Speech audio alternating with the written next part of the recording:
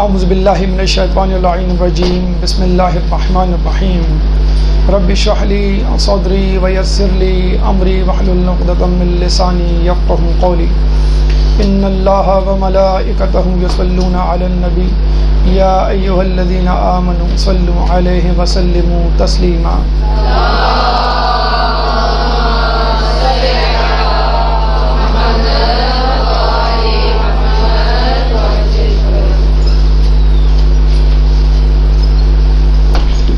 جیسا کہ آپ کو معلوم ہے کہ ہم دعائے کمیل کے حوالے سے اپنی گفتگو کر رہے تھے اور اس ضمن میں اب تک 5 نشستیں ہو چکی ہیں اور انشاءاللہ آج چھٹی اور آخری نشست آپ کے سامنے پیش کی جائے گی کہ جس میں دعائے کمیل کا اختتام ہوگا۔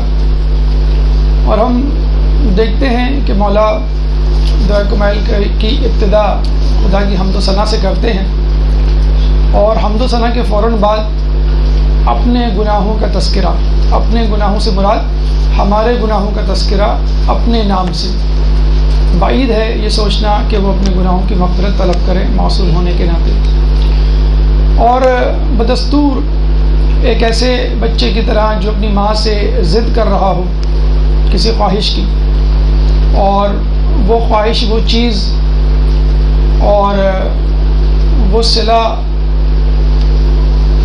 کا حق نہ رکھتا ہو، استحقاق نہ رکھتا ہو، لیکن فقط ضد کی بنا پر کہ جیسے بچہ کہتا ہے کہ تو میری ماں ہے اور میں تیری اولاد ہوں، میں تیرا بیٹا ہوں، بس اس بنا پر مجھے یہ دے دے۔ تو مولا یہ سکھا رہے ہیں کہ دیکھو تم اپنی نیکیوں اور اپنے اعمال کی بنیاد پر اپنے آپ کو نہیں بخشوا سکتے۔ یہ اللہ کی رحمت ہے جو تمہیں اس کے عذاب سے بچا سکتی ہے، یہ اس کی رحمت ہے جو تمہیں بہشت میں لے جا سکتی ہے۔ چنانچہ ایک ضدی بچے کی طرح، ایک معصوم بچے کی طرح، ایک ایسے بچے کی طرح جس کو شعور نہیں کہ وہ کتنی غلطیاں کر چکا ہے، کتنی نافرمانیاں کر چکا ہے، لیکن چونکہ وہ اپنی ماں سے پر امید ہے، اسی طرح ایک بندہ بھی جو ہے وہ اپنے خدا سے پر امید ہوتا ہے۔ حالانکہ اس کے گناہ اس کی اجازت نہیں دیتے کہ وہ خدا کی رضا، خدا کی جنت حاصل کرے، لیکن خدا کی رحمانیت کے سبب اور خدا کی رحیمیت کے سبب بس وہ ایک امید، ایک جزا کی تمنا لیے خدا کی بارگاہ میں حاضر ہوتا ہے۔ اور یقین جانیے یہ تواضع انکساری، یہ عجز و انکساری اور یہ آنسو، یہ گریہ وزاری بہت قیمتی ہیں۔ جیسے کسی بزرگ نے کہا تھا، جب ان سے پوچھا گیا کہ میں اللہ کی بارگاہ میں جا رہا ہوں تو کیا لے کر جاؤں، تو بزرگ نے کہا کہ وہ لے کر جاؤ جو خدا کے پاس نہیں ہے۔ تو خدا کے پاس کیا نہیں ہے؟ تواضع انکساری نہیں ہے، خدا کے پاس آنسو گریہ وزاری نہیں ہے۔ یہ ہمارے پاس ہونی چاہیے کیونکہ ہم اس کے بندے ہیں اور اتنی نافرمانیاں کر چکے ہیں کہ اب ہمیں دیکھا جائے تو خود اس کا سامنا کرنے کی ہمت نہیں، لیکن ایک امید ہے جس کا کہ خدا نے کہا ہے، ایک حسن ظن ہے جس کا کہ تذکرہ ہمیں اس دعا میں بھی ملتا ہے، دیگر جگہوں میں بھی، کہ اللہ سے ایک امید ہے جسی بنا پر ہم اس سے دعا کر رہے ہیں۔ دعا کمیل بھی ایک ایسی دعا ہے جو شب جمعہ، نیمہ شعبان یا زندگی میں کم از کم ایک مرتبہ پڑھی جانے والی دعا کہ اگر پڑھ لی جائے سچے دل سے تو خدا آپ کے سارے گناہ معاف کر دے۔ چنانچہ مولا ایک نفسیاتی پہلو ذہن میں رکھتے اور حقیقی وجہ ذہن میں رکھتے ہوئے انسان کی ذہنی حالت کو اس کلمے میں، ان کلمات میں پیش کر رہے ہیں۔ وَأَنْتَ تَعْلَمُ ضَعْفِي عَنْ قَلِيلٍ مِّن بَلَاءِ الدُّنْيَا وَعُقُوبَتِهَا، اور تو جانتا ہے میرے ضعف کو دنیا کی قلیل بلاؤں اور سختیوں کے مقابلے میں۔ فَكَيْفَ احتمال البلاء الآخرہ، تو میں ان آخرت کی بلاؤں کو کیسے برداشت کر پاؤں گا۔ وَهُوَ بَلَائِيٌّ تَطُولُ مُدَّتُهُ وَيَدُومُ مَقَامُهُ، اور وہ بلائیں طویل مدت والی ہیں اور جن کا قیام دائمی ہے۔ وَلَا يُخَفَّفُ عَنْ أَهْلِهِ لِأَنَّهُ لَا يَكُونُ إِلَّا عَنْ غَضَبِكَ وَانْتِقَامِكَ وَسَخَطِكَ، اور وہ اپنے مجرموں پر کم نہ ہوں گی کیونکہ یہ بلائیں تیرے غضب اور انتقام اور ناراضگی کا نتیجہ ہیں۔ دیکھیں یہ حقیقت ہے کہ دنیا میں جو مصیبتیں بلائیں ہیں وہ آخرت کے مقابلے میں کچھ بھی نہیں. اگر ان کا تقابل یا کمپیریزن کیا جائے کچھ بھی نہیں. پہلی بات تو یہ ہے کہ دنیا میں جو بلائیں ہیں مصیبتیں ان کی شدت کم ہے. مثلا آگ ہے تو اس کی شدت جہنم کی آگ سے کم ہے. یہاں پہ جو حشرات الارض ہیں سانپ اور بچھو ان کی شدت اور ان کا زہر آخرت کے مقابلے میں جو سانپ اور بچھو قبر میں جو ہوں گے ان کے قبال میں کچھ بھی نہیں. شدت کم ہے. نمبر 2 اقسام کم ہیں. دنیا میں جو بلائیں ہیں وہ چند قسم کی مصیبتیں ہیں. وہاں اس سے زیادہ اقسام کی مصیبتیں ہوں گی. جیسے جنت کی نعمتوں کے بارے میں کہا جاتا ہے کہ وہاں پہ ایک تو وہ نعمتیں جن کی متشابہ نعمتیں ہم اس دنیا میں دیکھتے ہیں. پھل ہیں جیسے دودھ ہے، شہد ہے، باغات ہیں، محلات ہیں. لیکن کچھ نعمتیں ایسی بھی ہوں گی جن کو آنکھوں نے دیکھا ہوگا نہ کانوں نے سنا ہوگا. اسی طرح جہنم کی سختیاں بھی ہیں. آگ، بچھو اور سانپ اور فرشتوں کے گرز یہ تو اپنی جگہ ہیں، لیکن وہاں پہ ایسی ایسی سختیاں بھی ہوں گی جو ہم نے نہیں دیکھی ہوں گی. تو شدت دنیا کی بلاؤں کی کم ہے، نمبر 1. نمبر 2 اقسام بلاؤں کی کم ہے. نمبر 3 دنیا کی بلائیں عارضی ہیں. 60-70 سال کی زندگی ہے، اس میں بھی آپ دیکھ لیجئے ہماری 1/3 زندگی سونے میں گزر جاتی ہے.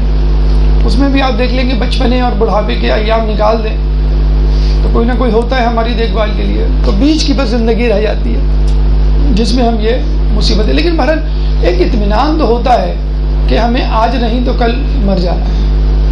ایک بادشاہ نے کسی وزیر سے کہا کہ مجھے کوئی ایسی بات بتلاؤ کہ اگر میں سوچوں تو غمگین ہوں تو خوش ہو جاؤں اور خوش ہوں تو غمگین ہو جاؤں. تو وزیر نے اس کو کاغذ پہ ایک جملہ لکھ کے دیا، یہ وقت بھی گزر جائے گا.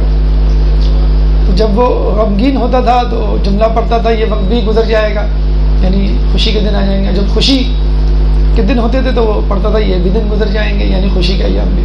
بہرحال دنیا کے ایام گزر جاتے ہیں، چاہے آپ 1000 سال کی بھی زندگی یا نوح علیہ السلام کی طرح 2500 سال کی زندگی بھی پائیں، بہرحال گزر تو جانا ہے. اور دنیا کی نعمتوں کے بارے میں مال و دولت، خوشحالی اور دنیا کی جو رنگ رلیاں ہیں، بھول بھلیاں ہیں جن میں آدمی کھویا رہتا ہے اور یہ سمجھتا ہے کہ بس یہ میرے لیے ہیں اور یہ میرے پاس ہمیشہ رہیں گی. تو کہتے ہیں کہ دنیا کی نعمتیں چاہے کتنی ہی اچھی، کتنی ہی پائیدار کیوں نہ ہوں، صرف ایک سوچ کہ یہ میرے ہاتھ سے ایک نہ ایک دن نکل جائیں گی. کل نفس ذائقۃ الموت کی مصداق، تو وہ کافی ہے دنیا کی نعمتوں پر پانی پھیرنے کے لیے.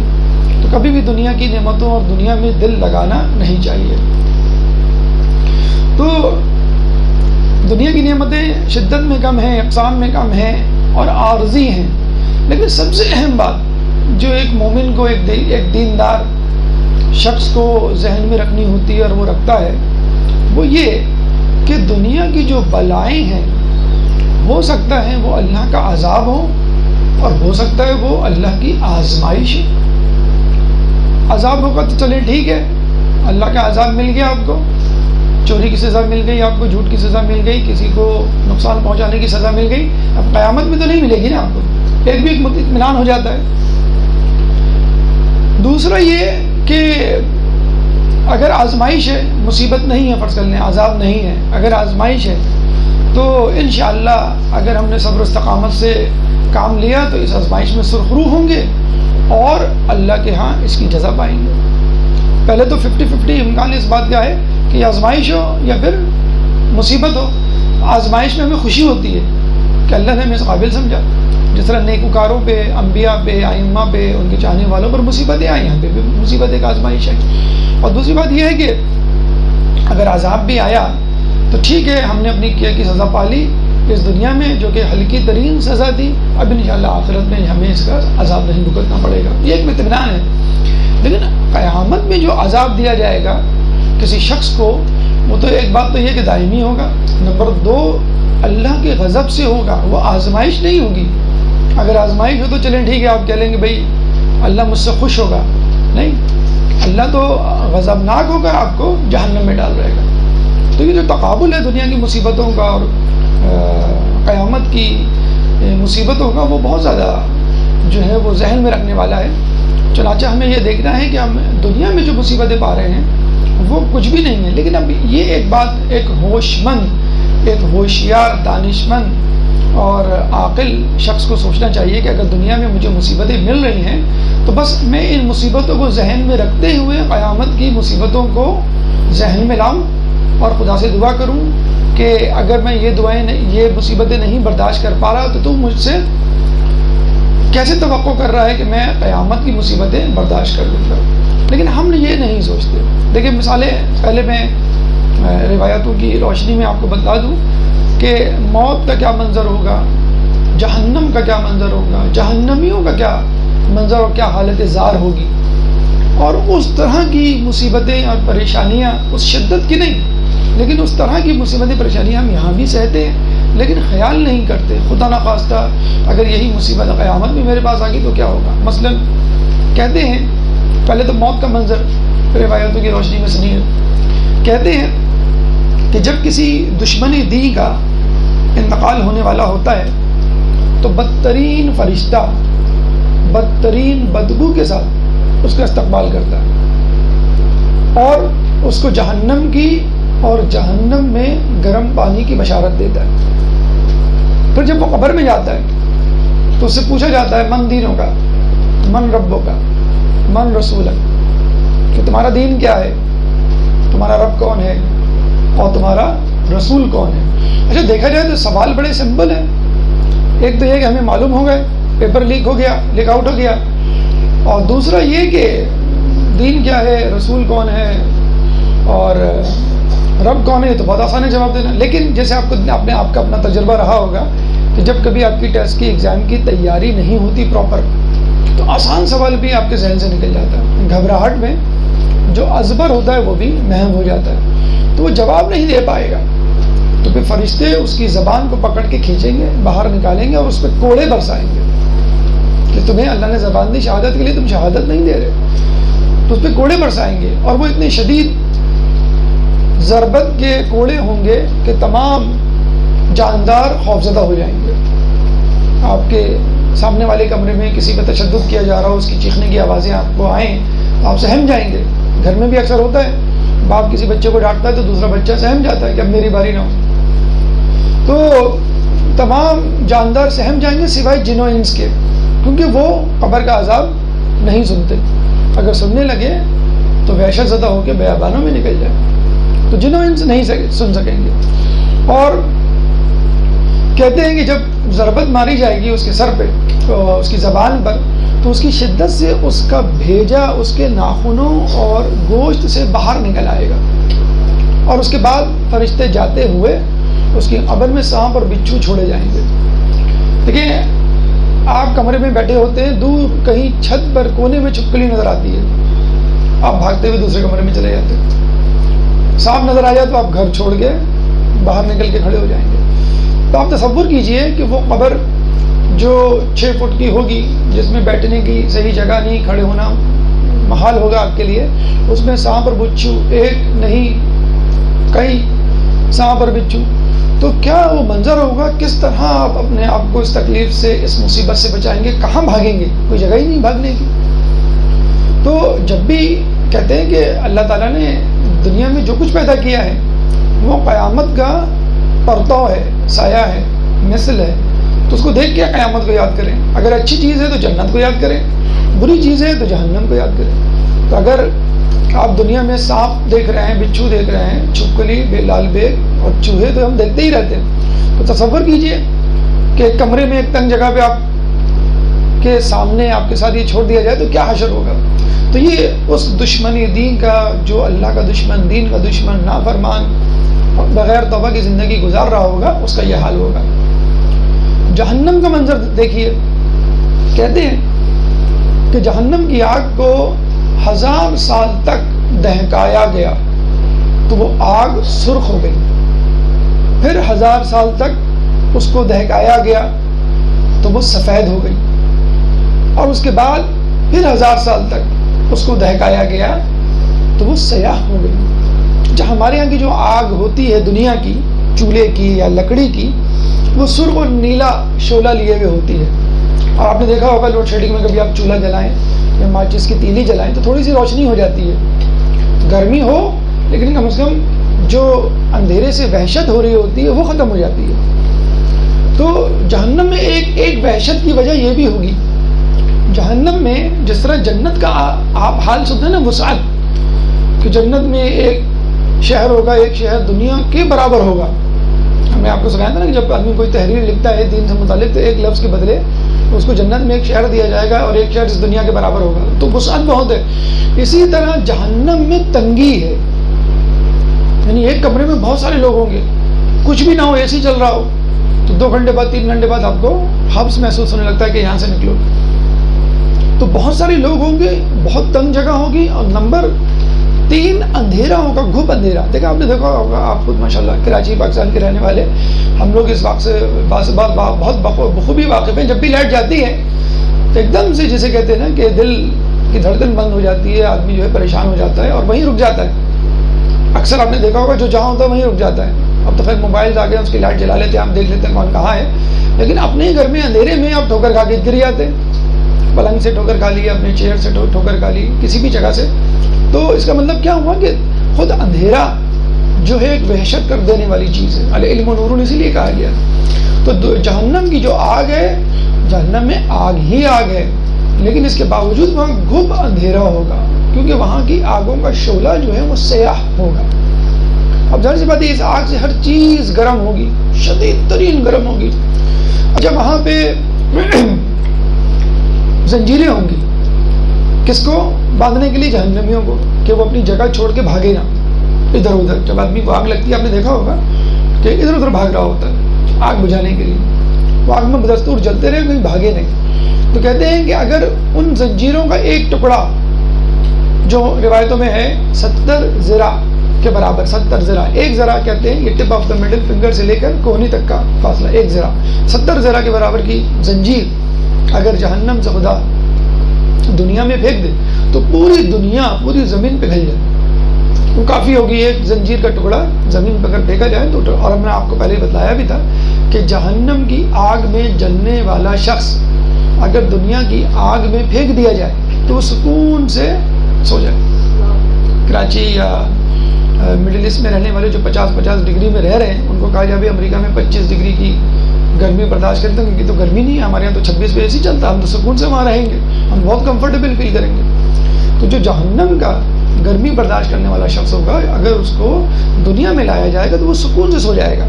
اب نہیں معلوم یہ گرمی آگ چولہے والی، لکڑی والی عام آگ کے بارے میں کہا جا رہا ہے یا جو دنیا کے جو مرکز ہے، کور آف دا ارتھ، اس کا ٹیمپریچر ہے کہ جس میں آگے وہ سو جائے گا.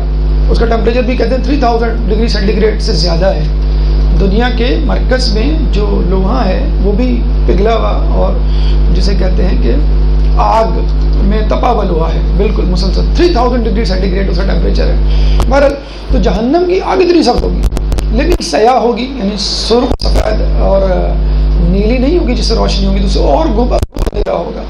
اور اس میں جلنے والی زنجیر اگر دنیا میں پھینکا جائے تو وہ اس کو بالکل جلا دے. وہاں پہ پھل دیا جائے گا، آپ نے سنا ہوگا زقوم یا ذریع، ایک اور نام اس کا دوسرا. اگر اس کا ایک قطرہ، یعنی کوئی جب ہم پھل کھاتے ہیں تو اس میں سے جوس نکلتا ہے، رس نکلتا ہے، تو اس زقوم اور ذریع کا ایک قطرہ اگر دنیا کے سمندروں میں ملا دیا جائے تو اس سمندر میں، ان سمندروں میں اتنی بدبو ہو کہ اس بدبو سے تمام لوگ مر جائیں. اس سمندر کے پانی کو پینے کی وجہ سے نہیں، اس سمندر کے پانی کی بدبو کی وجہ سے. ہم پانی پیتے ہیں، آپ نے دیکھا ہوگا کبھی کوئی گدلا پانی آ گیا، کوئی چیز مل گئی، اسمیل آ گئی تو ہم فوراً پانی کو پھینک دیتے ہیں، بھائی اسمیل آ رہی ہے، مجھے الٹی ہو رہی ہے، وامٹنگ ہونے لگتی ہے آپ کو. تو وہاں کا زقوم ایک قطرہ، پورا پھل بھی نہیں، اس کو زمین اور سمندر میں ملا دیا جاتا، پورے سمندر کا پانی اتنا کڑوا ہو جائے، اتنا بدبودار ہو جائے، آدمی اس کی بدبو سے مر جائے. یہ جہنم کا منظر ہے. جب بھی آپ ایسا پانی پئیں جس میں کوئی گندگی یا بدبو کا احتمال ہو، آپ کو اس کو پھینک دینے کا جی چاہے، تو آپ اس پانی کو یاد کریں کہ جس میں زقوم ملا ہوا ہوگا. جب بھی آپ جو ہے آپ لوگ تو صاحب خانہ ہیں، اگر کبھی کچن میں جائیں، بلکہ اکثر جاتی ہوں گی، جب تو کچن میں جو چولہے پہ آگ جلتی ہوگی اس آگ سے جہنم کی آگ کو یاد کریں. اور یہ ضروری ہے اگر آپ کو تذکر کرنا ہے جنت اور جہنم کا، تذکر کرنا ہے قیامت کے منظر کا، تو دنیا کی چیزوں سے استفادہ کرنا ہوگا، اس کو وسیلہ بنانا ہوگا آخرت کو سمجھنے کے لیے. مولا کائنات حضرت علی ابن ابی طالب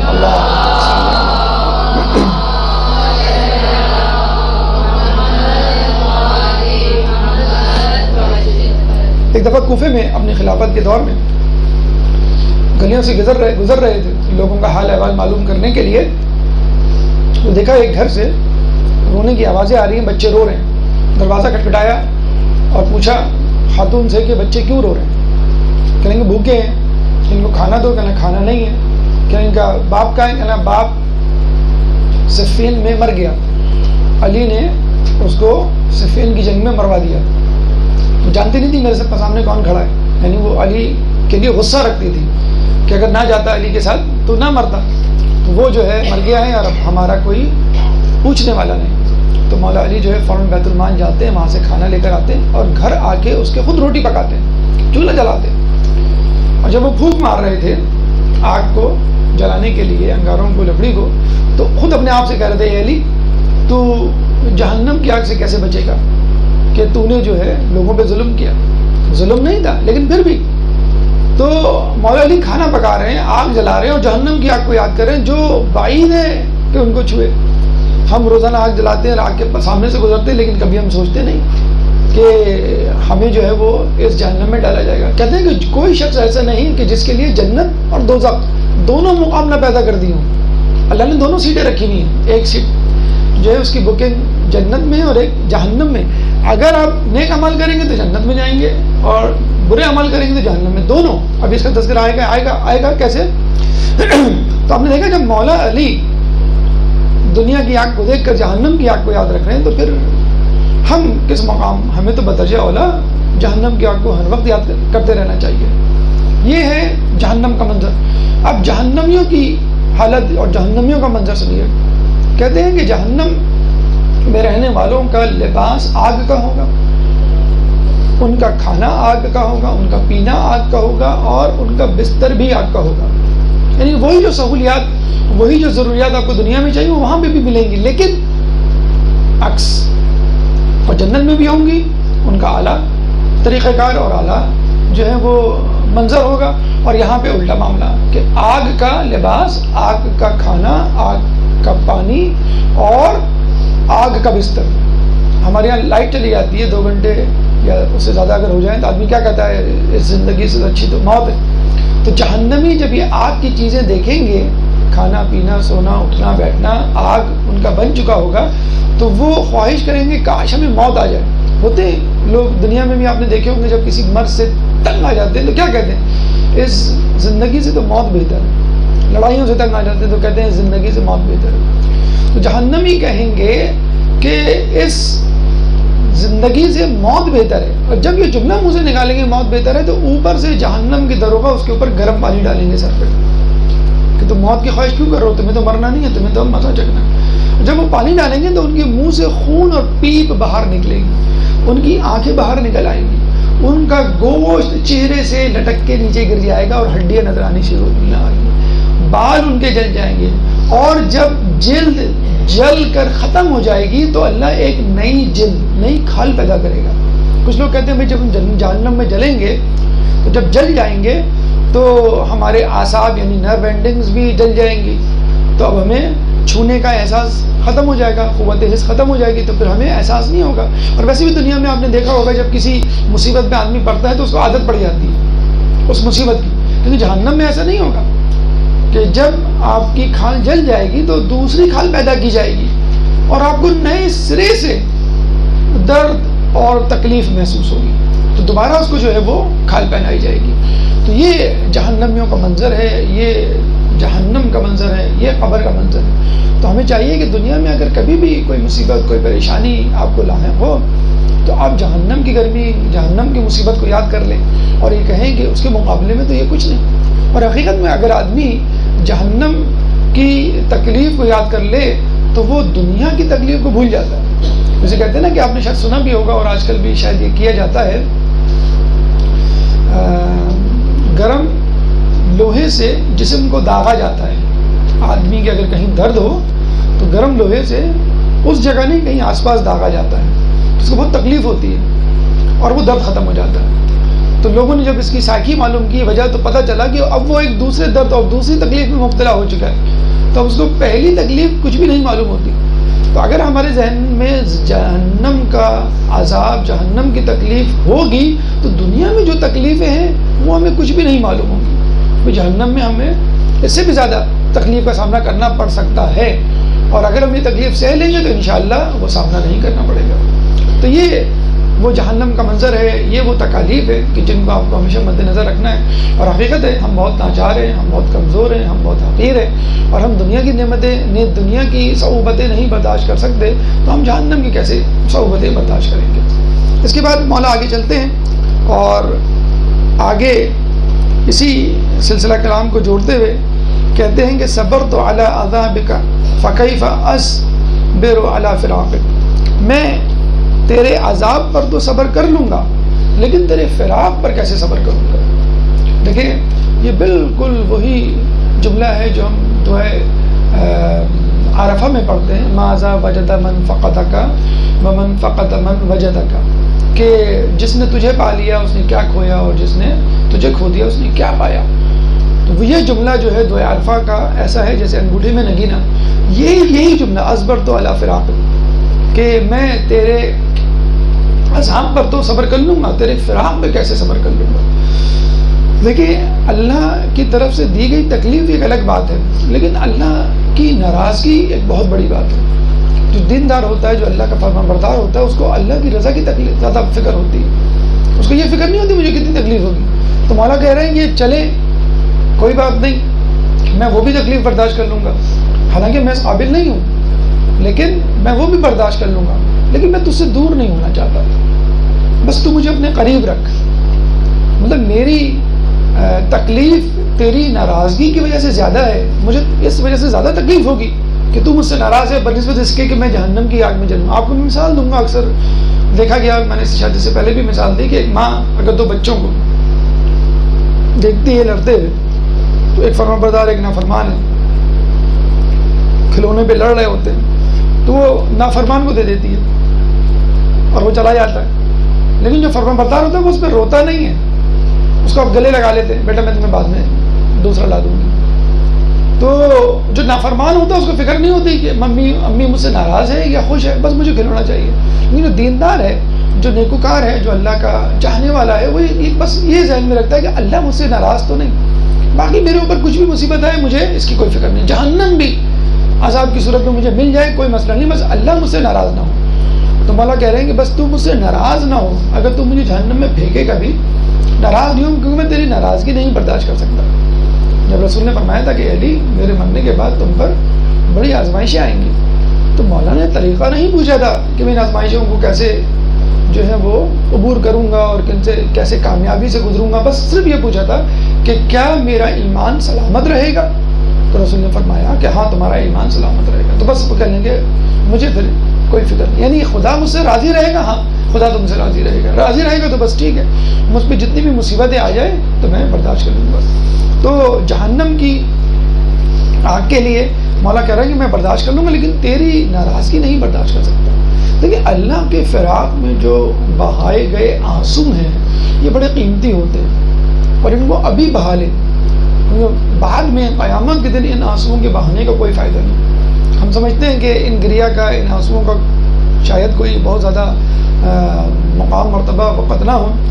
روایتوں میں آیا ہے کہ آنکھ سے خوف الہی کی وجہ سے گرایا جانے والا ایک آنسو جنت میں ایک گھر آپ کو دلائے گا. روزانہ ایک آنسو نکالنے، ایک گھر جنت میں آپ کو موجود. اگر آپ کا گھر جنت میں موجود ہے تو اس کا مطلب ہے جنت میں جانا بھی ضروری ہے. یا پنچولی آتے ہیں آپ کو بلاک کر دیا جاتا ہے بھائی یہاں الاؤڈ نہیں آنا، تو آپ کہیں گے بھائی میرا یہاں گھر ہے، میں یہاں رہتا ہوں، اچھا بس ٹھیک ہے پھر آپ آ سکتے ہیں. تو جنت میں نہ جانے کے قابل ہوں تو آپ کہہ سکتے ہیں بھائی میں نے تو آنسو گرایا ہے، میرا جنت میں گھر ہے تو مجھے اندر جانے دو، میں ٹھیک ہے میں جنت میں نہیں رہوں گا، اپنے گھر میں تو رہ سکتا ہوں، میرا گھر موجود ہے. ایک آنسو کے بدلے ایک گھر دیا جائے گا۔ دوسری روایت یہ کہتی ہے کہ ایک آنسو کے بدلے کوہ احد کے برابر جزا دی جائے گی۔ کوہ احد کے برابر جزا کیا ہے، اس کا روایتوں میں مذکور نہیں ہے کہ کیا چیز ہوگی، ہو سکتا ہے سونا ہو سکتا ہے چاندی ہو سکتا ہے ہیرے جواہرات یاقوت، کوئی بھی قیمتی پتھر ہو یا اس کے برابر کی قیمت، ایک کوہ آنسو کے بدلے کوہ احد کے برابر۔ پھر اس سے بھی زیادہ روایت میں آیا ہے کہ اگر کوئی شخص اللہ کے لیے مکھی کے پر کے برابر بھی آنسو گرائے گا تو اللہ تعالیٰ اس کو روز قیامت کے عذاب سے محفوظ رکھے گا۔ تو یہ وہ خلوص ہے، یہ وہ گریہ ہے، یہ وہ آنسو ہے جس کی قدر و قیمت اللہ کے نزدیک بہت زیادہ ہے۔ اور پھر یہاں آگے چھٹے امام جعفر صادق علیہ السلام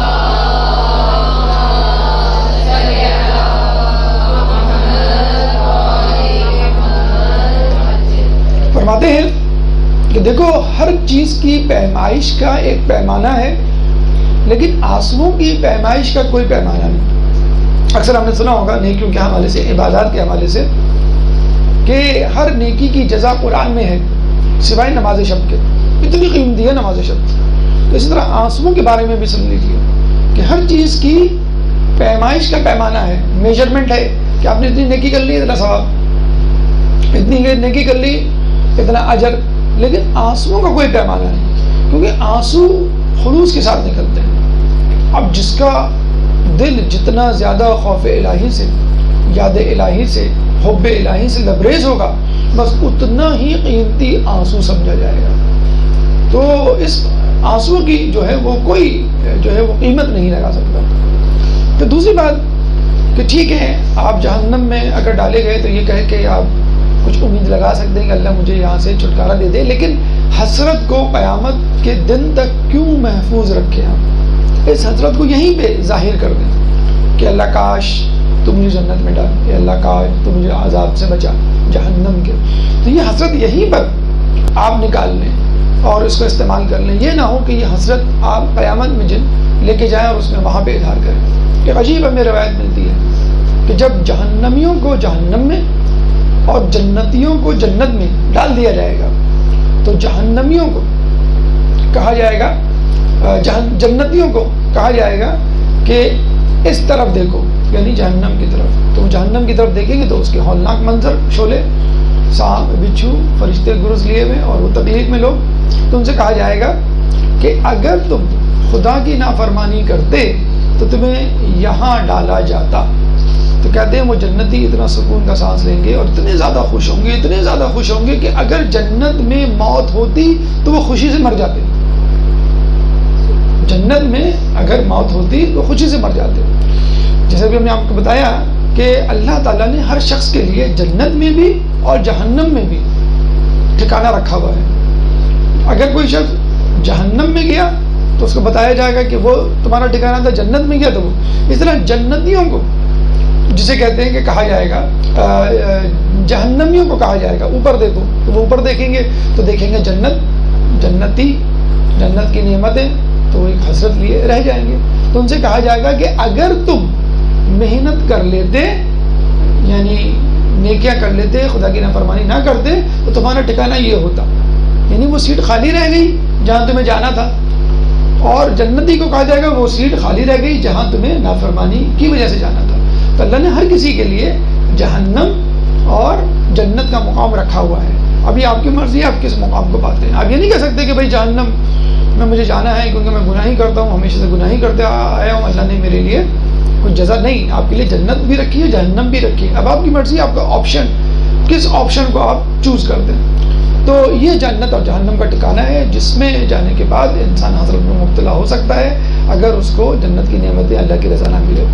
تو یہ وہ حسرت، یہ وہ آنسو جو مولا کہہ رہے ہیں کہ انسان کو وہاں بہانے پڑیں گے، اگر وہ یہاں بہا لے تو اس کا فائدہ ہے۔ پھر مولا کے فرماتے ہیں لَإِن تَرَكْتَنِي نَاطِقًا لَأَضِجَّنَّ إِلَيْكَ بَيْنَ أَهْلِهَا ضَجِيجَ الْعَامِلِينَ، اگر تو نے میری گویائی باقی رہنے دی تو میں اہل جہنم کے درمیان تیرے حضور فریاد کروں گا، آرزو مندوں کی طرح تیرے سامنے نالا کروں گا۔ وَلَأَصْرُخَنَّ إِلَيْكَ صُرَاخَ الْمُسْتَصْرِخِينَ، جیسے مددگار کے متلاشی کرتے ہیں، بلا ابقین علیک بکاء الفاقدین، تیرے فراق میں جیسے مددگار کے متلاشی کرتے ہیں تیرے فراق میں یوں گریا کروں گا، ولا نادینک این کنت یا ولی المؤمنین یا غایۃ عامل العارفین اعمال العارفین و یا غیاث المستغیثین یا غیاث المستغیثین، تیرے فراق میں یوں گریا کروں گا جیسے نا امید ہونے والے گریا کرتے ہیں، اور تجھے پکاروں گا کہاں ہے تو اے مومنوں کے مددگار، اے عارفوں کی امیدوں کے مرکز، اے بیچاروں کی داد رسی کرنے والے۔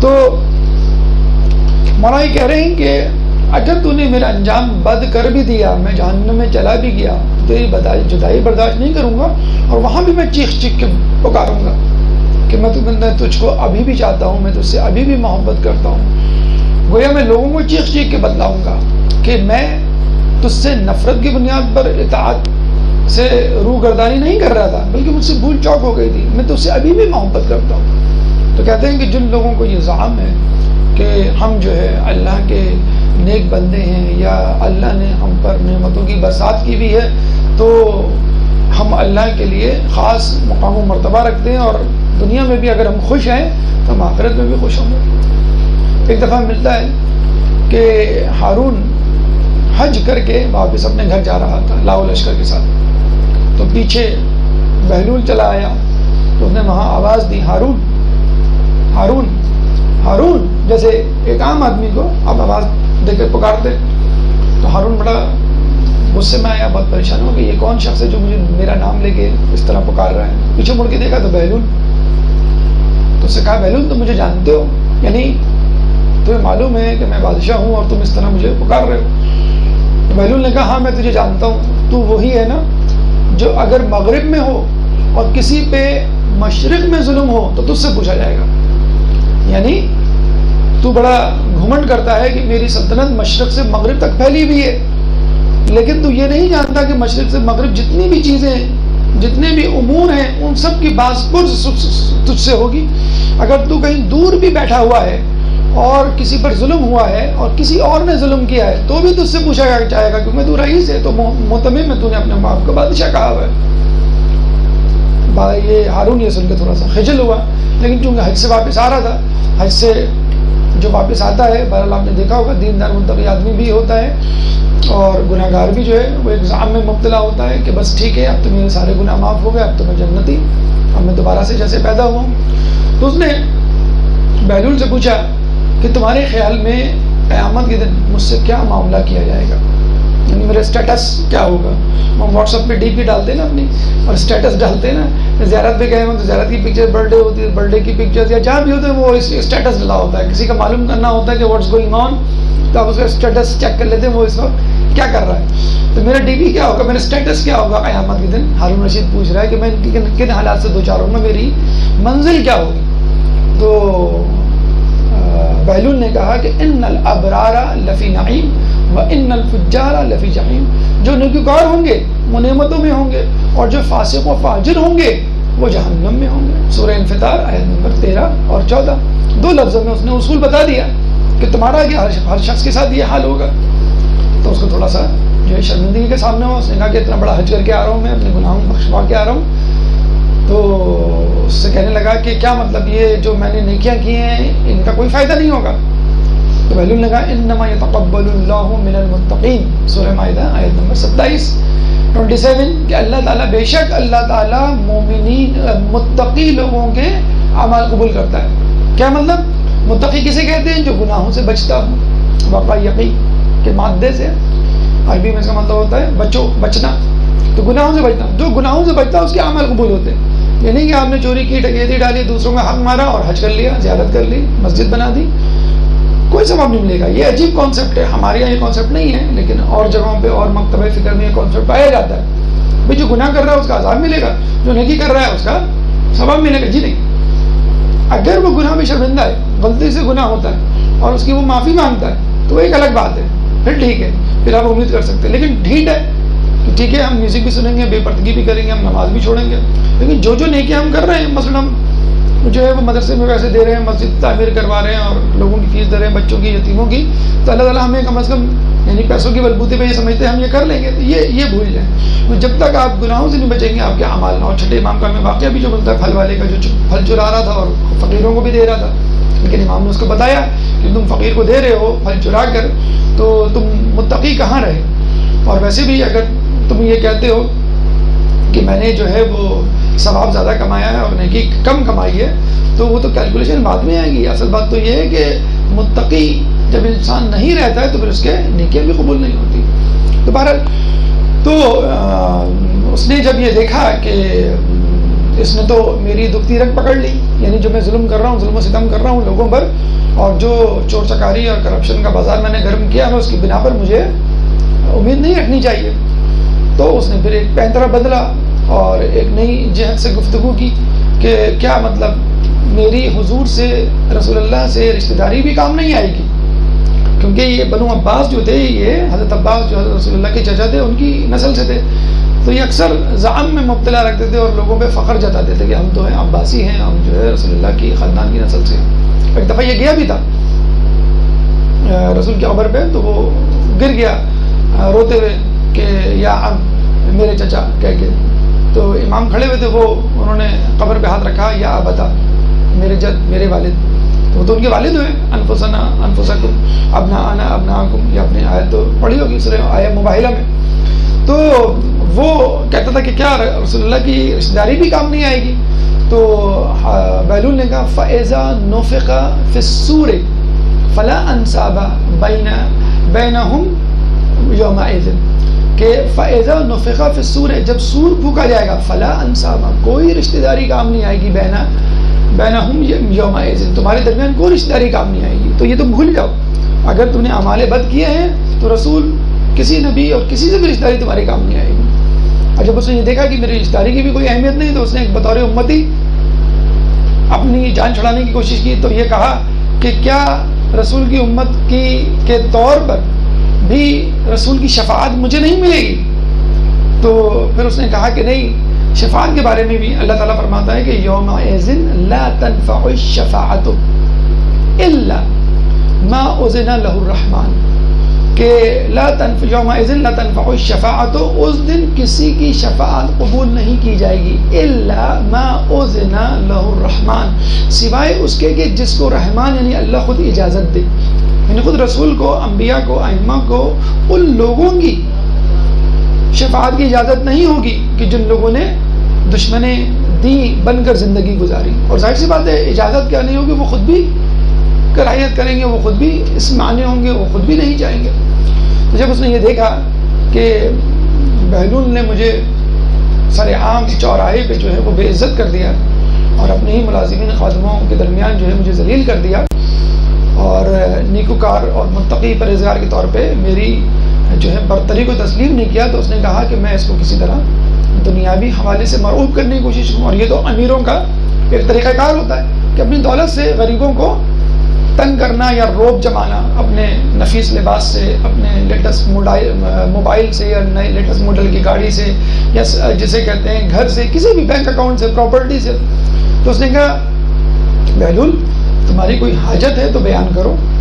تو بہلول نے کہا میرے گناہ بخشوا دے اور مجھے جنت میں ڈلوا دے۔ اب وہ پریشان ہکا بکا کہ بہلول یہ تو میں نہیں کر سکتا، یعنی یہ تو میں خود اپنے لیے نہیں کر سکتا، میں تیرے گناہ کیسے بخشوا دوں؟ مطلب وہ بڑی اکڑ سے کہہ رہا تھا نا، کوئی حاجت ہے تو بیان کرو، جیسے خدا بنا بیٹھا ہے کہ جس کو چاہے جنت دے، جس کو چاہے جہنم دے، خدا بنا بیٹھا ہے۔ تو کہا تو مجھے میرے گناہ بخشوا دے، مجھے جنت میں ڈلوا دے، بس یہ حاجت ہے میری۔ انہوں نے کہا بہلول یہ تو میں نہیں کر سکتا، میں نے سنا ہے، اب وہ ایکسپلائٹ کر رہا ہے اس کو فائنینشیل پوائنٹ آف ویو سے، کہ میں نے سنا ہے تمہارا اوپر کوئی قرض ہے، تم کہو تو کچھ پیسے دے دوں میں تم کو تاکہ تمہارا قرض اترے۔ تو بہلول نے کہا قرض سے قرض نہیں اترتا، تمہارے پاس جو کچھ بھی ہے وہ لوگوں کا ہے اور لوگوں کا مال تمہیں لوٹانا ہے، تم سمجھو نہ سمجھو، اگر تم نے دنیا میں دے دیا تو ٹھیک، نہیں دیا تو تم کو آخرت میں دینا پڑے گا۔ تو قرض سے قرض نہیں اترتا۔ وہ بہت پریشان ہوا، کہنے گا بہلول میں نے سنا ہے کہ تم تنہا رہتے ہو، تو تمہاری خدمت کے لیے کوئی خدمت گار، کوئی غلام، کوئی ملازم دے دوں تاکہ تمہاری زندگی آسان ہو جائے۔ تو بہلول نے کہا میں اللہ کا بندہ ہوں اور اسی کی عبادت کرتا ہوں. کیا تو نے یہ سمجھ رکھا ہے کہ اللہ تیرا تو خیال رکھتا ہے اور میرا نہیں؟ مطلب یہ جو لوگ سمجھتے ہیں، جو نعمتوں میں پلے بڑے ہیں، جو عمرہ ہیں یا خوشحال زندگی گزار رہے ہیں، وہی سمجھتے ہیں کہ بس ہم خوشحال ہیں، ہم بھی اللہ کی نعمتیں، یعنی آپ صحت مند ہیں، آپ طاقت والے ہیں، لوگ آپ کی تعریف کرتے ہیں، آپ کا شہرت کا ڈنکا ہے. مطلب ایک دنیاوی جاہ و جلال جسے کہتے ہیں نا، اب وہ حکمران طبقہ ہو یا عمرہ کا طبقہ ہو یا صاحب حیثیت صاحب شرف لوگوں کا قصہ ہو، تو وہ عام لوگوں کو جو بظاہر دنیا میں لوگوں کے سامنے عزت و مقام والے نہیں ہوتے، لیکن بہرحال متقی پرہیزگار تو ہوتے ہیں، کیونکہ ان کی جو حیثیت ہے، اسٹیٹس ہے، وہ ان کی نیکی کے حوالے سے، تو ان کو تو کمتر سمجھ رہے ہوتے. تو ہمیشہ یاد رکھیے کہ اگر اللہ تعالیٰ کسی امیر کو، کسی بادشاہ کو، کسی متمول کو کچھ دے رہا ہے تو اس سے زیادہ تو آپ سزاوار ہیں، اس سے زیادہ تو ایک نیکوکار سزاوار ہے، اس کو دینا چاہیے. لیکن اللہ کیوں دے رہا ہے؟ آپ کو آزمانے کے لیے، اس کو آزمانے کے لیے. اس کو پیسہ دے کے آزما رہا ہے، اس کو صحت دے کے آزما رہا ہے، اس کو خوشیاں دے کے آزما رہا ہے، اور آپ کو غربت دے کے آزما رہا ہے، اس کا آپ پہ مصیبتیں ڈال کے آزما رہا ہے. تو آپ یہ نہ سمجھے مثلاً فرض کرے کوئی بیمار ہے، اکثر جملوں منہ سے یہ جملے نکل جاتے ہیں کہ اللہ کو ہم ہی ملے. تو آپ کو خوش ہونا چاہیے کہ اللہ کو آپ ہی ملے، کہ آپ کا اسٹیٹس جو ہے وہ قیامت کے دن بلند ہوگا، آپ کا جو ہے مقام و مرتبہ اللہ کے نزدیک بہت زیادہ ہوگا. تو خوش ہونا چاہیے کہ اللہ تعالیٰ نے آپ کو دیا ہے، اور ان لوگوں کو زعم میں مبتلا نہیں ہونا چاہیے جو یہ کہتے ہیں کہ اللہ نے ہمیں بہت کچھ دیا ہے، تو چنانچہ اب جو ہے ہم اللہ کی رضا کے سزاوار ہیں، اور جو ہے ہم جنت میں جائیں گے. تو اللہ اگر کچھ دیتا ہے تو وہ اس وجہ سے نہیں دیتا، ہو سکتا ہے خوش ہو کے بھی دے، لیکن ضروری نہیں ہے. روایتوں میں ملتا ہے کہ اگر کوئی دولت مند ہے تو ہو سکتا ہے اللہ اس سے خوش ہو، اللہ سے خوش نہ ہو. لیکن اگر کوئی صاحب علم ہے تو اس کا مطلب ہے اللہ اس سے خوش ہے، جبھی تو علم دیا ہے. اگر آپ کو دین کی بصیرت سے اللہ تعالیٰ نے مالا مال کیا ہے تو یقیناً اللہ آپ سے خوش ہے. یہ تو حدیث میں ہے کہ اللہ جس سے خیر کا ارادہ کرتا ہے تو اس کو علم دین دے دیتا ہے، اور جس کو ذلیل کرنے کا ارادہ کر لیتا ہے اسے علم دین چھین لیتا ہے. تو مال و دولت کا ہونا، دنیاوی جاہ و جلال کا ہونا اس بات کی علامت نہیں ہے کہ اللہ آپ سے خوش ہے. تو یہ وہ مکالمہ تھا جس سے ہمیں پتہ چلتا ہے کہ ایک بادشاہ یعنی ہارون کی سلطنت کیا تھی اور بہلول کی اس کے مقابلے میں، لیکن جو دیندار، متقی، پرہیزگار، فقیر ہو اس کی حیثیت یا اس کا اسٹیٹس کیا ہوتا ہے. ایک درود پڑھ دیں محمد والے محمد.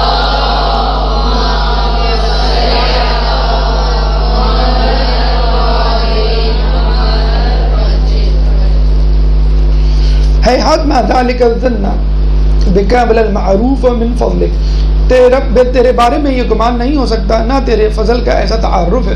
دیکھیے اس سے پہلے بھی ہم نے آپ کو بتلایا تھا کہ حسن ظن ویسی بھی اچھی چیز ہے، اور خدا کے ساتھ حسن ظن رکھنا عبادت کے برابر ہے. خدا کے لیے حسن ظن رکھنا جنت کی قیمت ہے. یعنی آپ اللہ سے امید ہی رکھیں. جیسے کسی نے پوچھا نا کہ میں اللہ سے ڈروں یا امید رکھوں، تو رسول نے کہا کہ تم اس سے امید بھی رکھو اور خوف بھی رکھو. اور پھر بتایا کہ یحییٰ علیہ السلام اللہ سے بہت خوف رکھتے تھے اور عیسیٰ علیہ السلام بہت امید رکھتے تھے. لیکن پھر بھی کہا گیا ہے کہ امید کا پلہ خوف کے پلڑے سے بھاری ہونا چاہیے. یعنی امید زیادہ ہو اور خوف امید کی بنسبت کم ہو، لیکن دونوں ہونے چاہیے. نہ بہت زیادہ اوور کانفیڈنس کا شکار، جیسے ایک طالب علم ہوتا ہے کہ میں پاس ہو جاؤں گا، اگر بالکل طور پر اس کو 100% یقین ہو جائے تو وہ نہیں پڑھے گا، اور اگر 100% اس کو یقین ہو جائے کہ میں فیل ہو جاؤں تو بھی نہیں پڑھے گا. تو دونوں چیزیں اگر ذہن میں رکھیں کہ اگر نہیں پڑھوں گا تو فیل ہو جاؤں گا، پڑھوں گا تو پاس ہو جاؤں گا. تو اللہ تعالیٰ سے بھی یہی امید رکھیں کہ نیکی کروں گا تو جنت میں جاؤں گا، نیکی نہیں کروں گا تو اللہ کے عذاب کا مستحق بنوں گا. لیکن امید زیادہ رکھیں، کیوں کہ ہم اپنے اعمال کی بنیاد پر نہیں جا سکتے. حالانکہ بہت زیادہ ڈرایا گیا ہے اور بہت زیادہ لوگ جو ہے اس بات کو اپنے اوپر تعریف بھی کر لیتے ہیں کہ اللہ تعالیٰ ہمیں معاف نہیں کرے گا. لیکن یقین کیجئے ٹھیک ہے اللہ جو ہے غضبناک صورت میں ہوگا، اور بہت زیادہ مالک یوم الدین جو ہم کہتے ہیں، اللہ دین مالک ہوگا دین کا، یعنی اس روز جزا کا. تو وہ کفار دشمنان دین کی وجہ سے نیکوکاروں کے لیے تو وہ جنت چھوٹی سی چھوٹی بات اور چھوٹے سے چھوٹے بہانے پر دے دے گا. بظاہر انسان کو بعض اوقات لگتا ہے کہ جو میں کام کر رہا ہوں بڑا بے حقیقت بے وقت ہے، لیکن اللہ کے نزدیک وہ بہت بڑا کام ہوتا ہے. اسی طرح آدمی سمجھتا ہے کہ یہ گناہ جو ہے بہت کم ہے، پتہ چلتا ہے وہ گناہ بہت بڑا ہوتا ہے. کہتے ہیں کہ ایک شخص کے بارے میں جہنم کا فیصلہ ہو چکا ہوگا قیامت میں، فرشتے اس کو لے کے جا رہے ہوں، تو اللہ تعالیٰ جو ہے وہ اس سے پوچھے گا کہ کیا تو کسی عالم دین کو جانتا ہے کہ وہ تیری شفاعت کرے؟ آپ کو معلوم ہے عالم اور عابد میں کیا فرق ہے؟ قیامت کے دن کیا فرق ہوگا یہ سن لیجیے آپ، کہ عابد کو کہا جائے گا کہ تم جنت میں جاؤ، اور عالم کو کہا جائے گا کہ تم لوگوں کو جنت میں لے کے جاؤ۔ اس کو کہا جائے گا تم جنت میں جاؤ، تم لوگوں کو لے کے جاؤ، تم جس چیز کو چاہتے ہو، جس کو تم دنیا میں پسند کرتے تھے، جو تمہاری عزت احترام کیا کرتا تھا، اس کو لے کے جاؤ۔ وہ آج میں کسی درس میں سن رہا تھا کہ خواتین مسائل پوچھ رہی تھیں عالم دین سے، تو اپنے استاد سے کسی سے، تو انہوں نے کہا کہ بھائی یہ فلاں عالم دین بتا دیں گے کہ کہاں رہتے ہیں، آپ گھر کے پاس تو رہتے ہیں، ہیں ہمارے گھر کے پاس رہتے ہیں، ہمیں تو نہیں معلوم۔ اچھا آپ کو فلاں فلاں بیوٹی پارلر معلوم ہے؟ کہ ہاں ہمیں معلوم ہے، کراچی کے تمام بیوٹی پارلر معلوم ہے، لیکن عالم دین آپ کے پڑوس میں رہتا ہے، آپ کو نہیں معلوم۔ تو یہ کہتے ہیں قیامت کے دن 3 چیزیں اللہ کے سامنے شکوہ کریں گی، مسجد، قرآن، عالم دین۔ مسجد یعنی میں اس کے محلے میں تھی، یہ نہیں آتا تھا نماز پڑھنے، قرآن میں اس کے گھر میں موجود تھا، نہیں کھولتا تھا۔ ایک بچے نے 50 کا نوٹ قرآن میں رکھا، امی کہہ رہی بیٹا یہاں کیوں رکھ رہی ہو؟ کہ مجھے معلوم ہے کوئی نہیں کھولے گا، مجھے معلوم ہے کوئی نہیں کھولے گا، میں قرآن میں رکھ رہی ہوں۔ اس طرح عالم دین بھی ہے کہ آخری زمانے میں عالم دین سے اس طرح بھاگیں گے جیسے بھیڑیے سے بھاگتی ہیں، یعنی اتنا جو ہے اس سے ڈرا جائے گا۔ نکاح میں بھی مولانا صاحب کو بلایا جاتا ہے، تو ڈرتے ڈرتے بلایا جاتا ہے، فوراً نکاح پڑھا کے السلام علیکم، آپ کا ٹائم ضائع ہو رہا ہوگا، آپ کو بہت ساری مجلسیں وغیرہ پڑھنی ہوں، معلوم ہے میں ان کے جانے کے بعد کیا طوفان بدتمیزی جو ہے وہ ہونے والا ہے۔ اب تو یہ ہونے والا ہے کہ مولانا صاحب کو کونے میں لے جاتے ہیں، اور وہ جس طرح سول ہاسپٹل میں پردے نہیں کھینچ دیے جاتے ہیں پیشنٹ کے ایگزامینیشن کے دوران، تو پردے کھینچ دیے جاتے ہیں، 3-4 لوگ ہوتے ہیں، ان سے نکاح نامہ بھروایا اور پچھلے گیٹ سے نکال دیا۔ اس سے کہا اب دیکھیں ہم عالم دین کی اہمیت کو سمجھیے، عالم دین کے ساتھ شناسائی، عالم دین کے ساتھ روابط، ان کا ادب، ان کا احترام، ان کی خدمت۔ تو اللہ کہے گا کہ کیا تو کسی عالم دین کو جانتا ہے؟ کہنے کا نہیں۔ کیا تو کسی عالم دین کے ساتھ بیٹھا ہے؟ کہنے کا نہیں۔ کہنے کبھی کیا تو نے اس کے ساتھ کھانا کھایا ہے؟ کہنے کا نہیں۔ کہنے کیا کبھی تو اس جگہ بیٹھا ہے جہاں میں عالم دین بیٹھا تھا، یعنی اس راستے سے گزرا ہو یا وہاں بیٹھا ہو جہاں وہ بیٹھتا تھا؟ کہنے کا نہیں۔ کہنے گا کہ تیرا جو نام ہے اس نام کا کوئی عالم دین تھا تیرے علاقے میں، تیرے شہر میں؟ کہنے کا نہیں۔ کہیں گے اچھا تو کسی ایسے شخص کو جانتا ہے، ایسا دوست تیرا جو کسی عالم دین کو جانتا ہو؟ کہ ہاں ایسا دوست ہے جو کسی عالم دین کو جانتا ہے۔ کہیں جا میں نے تجھے اپنے فضل و کرم سے معاف کیا۔ اللہ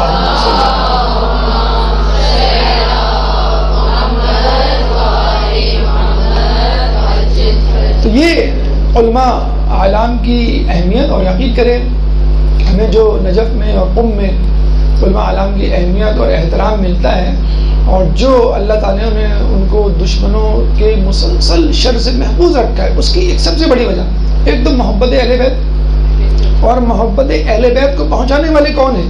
علماء ہیں۔ ان کا احترام، ان کی عزت، مطلب جس طرح لوگ ان کو لاتے اور لے جاتے ہیں، فقط جس طرح لوگ ان کی زیارت کے لیے، ان کی جیسے کہتے ہیں کہ دست بوسی کے لیے تڑپ رہے ہوتے ہیں، اس طرح یہاں پہ ہمارے ایم پی ایز کی جو رسپیکٹ ہوتی ہے یا سیلیبریٹیز کی جو امپورٹنس اہمیت ہوتی ہے، وہاں پہ علماء کی اہمیت ہوتی ہے۔ تو اگر جس معاشرے میں علماء کی اہمیت ہوگی، وہاں پہ اہل بیت کی سیرت عام ہوگی، کیونکہ اس کو پہنچانے والے تو وہی ہیں، اور جہاں پہ بے احترامی ہوگی وہاں پہ بے برکتی ہوگی۔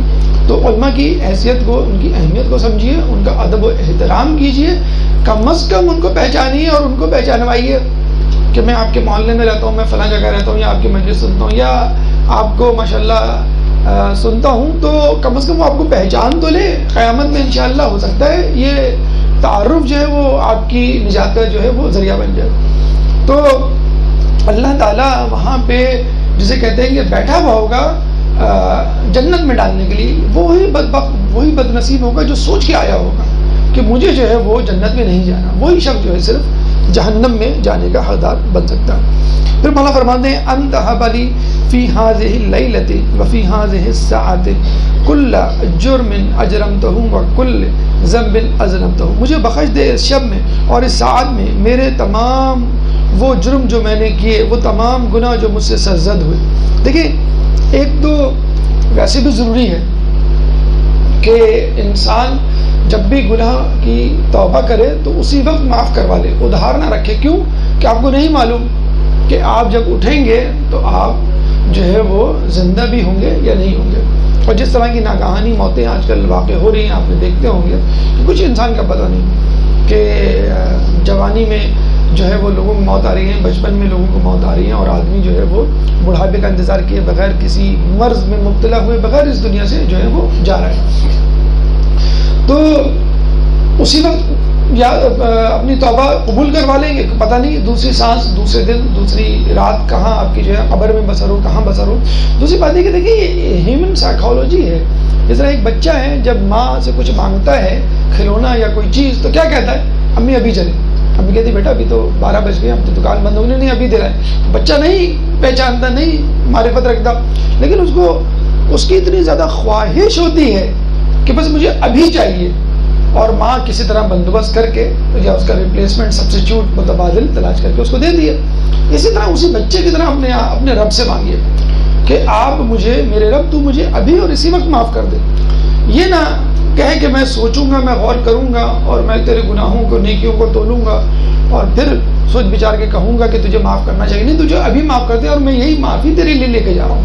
یہ کوئی آفس، گورنمنٹ آفس کا کوئی پروسیس تھوڑی ہے کہ آپ کی فائل مینیجر کے پاس جائے گی، پھر ایگزیکٹو کے پاس جائے گی، پھر جنرل مینیجر، پھر جو ہے وہ ڈائریکٹر وغیرہ کے پاس. یہ بس اللہ ہی تعالیٰ تو سب کچھ ہے، اسی کے ہاتھ میں تو ہے. تو آپ جب دعا مانگیے اسی وقت. اور شب جمعہ عموماً پڑھی جاتی ہے اور آپ کو معلوم ہے شب جمعہ میں جو ہے آپ کے اعمال جو ہے وہ اللہ کے حضور پیش ہوتے ہیں، امام کے حضور پیش ہوتے ہیں. اگر آپ اسی وقت دعا مانگ لیں اور اسی وقت آپ کا نامہ عمل جب اللہ کے حضور، امام کے حضور پیش ہو تو انشاءاللہ اس میں جو ہے وہ گناہ محو ہو چکے ہیں. اس کے بعد وَكُلِّ سَيِّئَةٍ أَمَرْتَ بِإِثْبَاتِهَا الْكِرَامِ الْكَاتِبِينَ. میرے گناہ جن کے لکھنے کا تو نے معزز کاتبین کو حکم دیا ہے اور جنہیں تو نے مقرر کیا. آپ کو معلوم ہے کرامن کاتبین جیسے ہیں ہمارے سیدھے اور الٹے بازو پہ، اور سیدھے ہاتھ کا فرشتہ نیکیاں لکھتا ہے، برے الٹے ہاتھ کا فرشتہ جو ہے وہ گناہ لکھ رہا ہوتا ہے. تو کہتے ہیں کہ اللہ تعالیٰ کا تو نے حکم دیا ہے تو ان کو کہہ دے کہ نہ لکھ. اچھا یہ بھی آپ کو معلوم ہوگا، ہم نے شاید پہلے بھی بتایا ہوں کہ جب بھی آپ کوئی گناہ کرتے ہیں تو تقریباً 7 گھنٹے کے بعد وہ گناہ آپ کے بازو کے فرشتے تک پہنچتا ہے اور پھر وہ لکھنا شروع کرتا ہے. اور یہ کچھ لوگوں کی عادت ہوتی ہے کہ جب بھی گناہ کرتے ہیں اللہ تعالیٰ ان کو ایک درک دے دیتا ہے، معرفت دیتا ہے کہ تم سے غلطی ہوگی، تم سے گناہ ہوگی. یہ بھی ایک بڑی بات ہے، ورنہ لوگوں کو پتہ ہی نہیں چلتا. لوگ سو جاتے ہیں، دوسرے دن پتہ چلتا ہے، ایک ہفتے بعد پتہ چلتا ہے کہ ہم نے فلاں گناہ کیا. تو اگر آپ فوراً گناہ کی معافی مانگ لیں 7 گھنٹے کے اندر تو کہتے ہیں کہ وہ فرشتہ لکھ ہی نہیں پائے گا جو گناہ کے لکھنے پہ معمول ہے. کیوں کہ اس تک اطلاع 7 گھنٹے بعد پہنچتے ہیں. اور آپ نے دیکھا ہوگا بعض اوقات آپ انٹرنیٹ پہ بات کر رہے ہوتے ہیں، فون پہ، تو 1 سیکنڈ 2 سیکنڈ کے بعد آپ کی بات وہاں تک پہنچ رہی ہوتی ہے. جب کبھی آپ واٹس ایپ پہ میسیج بھی لکھ رہے ہوتے ہیں تو آپ غلط میسیج ڈال دیتے ہیں اور کیا نام کے اس میں فوراً آ جاتا ہے تو آپ فوراً اس کو ڈیلیٹ کر دیتے ہیں اور بعض اوقات وہ میسیج پہنچنے سے پہلے ڈیلیٹ ہو جاتا ہے. تو اللہ تعالیٰ نے ایسا انتظام کر کے رکھا ہوا ہے کہ آپ کا گناہ 7 گھنٹے بعد پہنچے گا، اور اگر 7 گھنٹے کے اندر اندر آپ نے معافی مانگ لی تو وہ گناہ اس تک پہنچ ہی نہیں پائے گا. پھر تو اتنا گناہ لکھنا اور پھر اس کو مٹانا نہیں، وہ گناہ لکھ ہی نہیں پائے گا، یعنی اس کو معلوم ہی نہیں ہوگا. اور یہ بھی کہا جاتا ہے کہ جب اللہ تعالیٰ آپ کے گناہ معاف کر دیتا ہے تو فرشتوں سے آپ کے گناہ جو ہے محو کر دیتا ہے، فرشتوں کے اذہان سے، ان کے ذہن میں، اور جو انہوں نے یاد کیا ہوا ہوتا ہے فلاں نے فلاں مقام پہ یہ گناہ کیا تھا وہ بھی مٹا دیتا ہے. آپ کے اعضاء جوارح کو وہ گناہ بھلا دیتا ہے. اس جگہ کہتے ہیں وہ زمین بھی گواہی دے گی کہ آپ نے گناہ کیا ہے، اس زمین سے وہ گناہ بھلوا دیتا ہے. تو جب آپ کے خلاف گناہ کی گواہی دینے والے نہیں ہوں گے تو انشاءاللہ آپ کا گناہ بھی ثابت نہیں ہوگا. تو اسی لیے مولا دعا فرما رہے ہیں کہ ان گناہوں کو معاف کر دے جن کا تو نے فرشتوں کو لکھنے کا حکم دیا ہے. پھر مولا آگے فرماتے ہیں یا ربی یا ربی یا ربی ان تجعل اوقاتی فی اللیل والنہار بذکرک واعمالی عندک مقبولۃ. اے میرے رب اے میرے رب اے میرے رب، دن اور رات کے اوقات کو اپنے ذکر سے معمور کر دے اور میرے اعمال کو اپنی بارگاہ میں مقبول قرار دے. پہلے تو لفظ رب کو سن لیجئے، پہلے جیسے کہ آپ نے آپ کو کہا کہ بسم اللہ الرحمن الرحیم میں اللہ ہے، الحمدللہ رب العالمین میں رب ہے، رحمان الرحیم جب ہم بولتے ہیں تو رحمان الرحیم ہے. تو اللہ کے بارے میں جیسے ہم نے بتایا آپ کو، کہا یہ جاتا ہے کہ یہ قریب ترین ہے اسم اعظم سے، لفظ اللہ، رحمان اور رحیم بھی. اور اللہ کے بعد خصوصی طور پہ کہا گیا ہے رب، یہ اسم اعظم کے قریب ترین ہے، اور کہا جاتا ہے کہ اگر آپ ایک مرتبہ رب کہتے ہیں تو اللہ کہتا ہے لبیک، میں حاضر ہوا۔ اگر آپ دوسری مرتبہ کہتے ہیں رب تو اللہ کہتا ہے بتا تیری حاجت کیا ہے تاکہ میں پوری کروں، کیونکہ رب ایک بہت ہی جامع لفظ ہے۔ اللہ میں تو فقط ذات مراد ہوتی ہے اللہ کی، لیکن رب میں اللہ کی ذات کے ساتھ اس کی صفت بھی آ جاتی ہے، یعنی پالنے والا۔ تو پالنے والے میں ہر چیز آ جاتی ہے۔ جب ہم کسی بچے کو پالتے ہیں تو اس کا لباس، اس کی غذا، اس کی رہائش، اس کی تعلیم، اس کی تربیت، اس کی صحت، ہر چیز آپ کے حوالے ہوتی ہے۔ تو اللہ تعالیٰ تو اس سے زیادہ سزاوار ہے کہ وہ ہماری چیزوں کا، ہماری ضروریات کا، ہماری خواہشات کا جو ہے وہ احترام کرے۔ تو جب ہم کہتے ہیں رب، اللہ کہتا ہے لبیک۔ جب دوسری اور تیسری مرتبہ لبیک رب کہتے ہیں تو کہتا ہے بتا تیری حاجت کیا ہے تاکہ میں تیری حاجت پوری کروں۔ کہتے ہیں تمام انبیاء نے جب بھی دعا مانگی اور رب سے دعا مانگی تو اللہ نے اس کی دعاؤں کو قبول کیا۔ ربنا ظلمنا انفسنا وان لم تغفر لنا وترحمنا لنکونن من الخاسرین، سورہ اعراف آیت نمبر 23۔ اللہ آدم علیہ السلام کہتے ہیں، کیا کہتے ہیں کہ ربنا ظلمنا انفسنا، کہ ہم نے ظلم کیا اپنے نفسوں پہ، وان لم ترحمنا، اور تو نے اگر ہم کو معاف نہیں کیا، وان لم تغفر لنا وترحمنا، تو نے ہمیں ہماری مغفرت نہیں کی اور ہمیں معاف نہیں کیا، تو لنکونن من الخاسرین، کہ ہم خسارہ پانے والوں میں ہو جائیں گے۔ نوح علیہ السلام، موسیٰ علیہ السلام، عیسیٰ علیہ السلام، شعیب علیہ السلام، جن جن لوگوں نے رب کے نام سے دعا کی، اللہ تعالیٰ نے ان کی دعاؤں کو جو ہے وہ قبول کیا۔ اور کہتے یہ ہیں کہ شیطان نے جب مہلت مانگی تھی کہ اللہ مجھے مہلت دے ایک وقت تک تاکہ میں تیرے گناہ بندوں کو بہکا سکوں، یعنی وہ چاہ رہا تھا کہ جو میں نے عبادت کی ہے اتنے سال، اتنا عرصہ، تو اس کا کوئی جزا تو دے، تو اس نے رب کہہ کے اللہ کو مخاطب کیا تھا، تو اللہ تعالیٰ نے اس کو مہلت دی تھی، اور قیامت تک کی مہلت اس کے پاس ہے کہ وہ لوگوں کو بہکانے کا جو ہے وہ سزاوار ہے۔ اللہ تعالیٰ نے اس کو ایک سخت ایک تکلف سے جو ہے نوازا ہے۔ اچھا، اس کے بعد یہ بھی ذہن میں رکھ لیجئے کہ جب آپ کہتے ہیں اللہ میری ساعتوں کو اپنے ذکر سے معمور کر، یعنی ہر وقت مجھے مصروف رکھ اپنی زندگی میں، جیسے ہم نے پہلے ہی بتایا تھا کہ اللہ تعالیٰ کا جو ذکر ہے نا وہ بڑا پرلطف ہوتا ہے، اور جس کو اللہ کے ذکر کی عادت پڑ جائے وہ کھانے میں، پینے میں، سونے میں بھی اللہ کا ذکر۔ ہمیں رسول کے بارے میں ملتا ہے نا کہ جب بھی وہ سوتے تھے تھوڑی دیر بعد اٹھ جاتے، نماز پڑھتے، پھر سوتے، پھر اٹھ جاتے تھے۔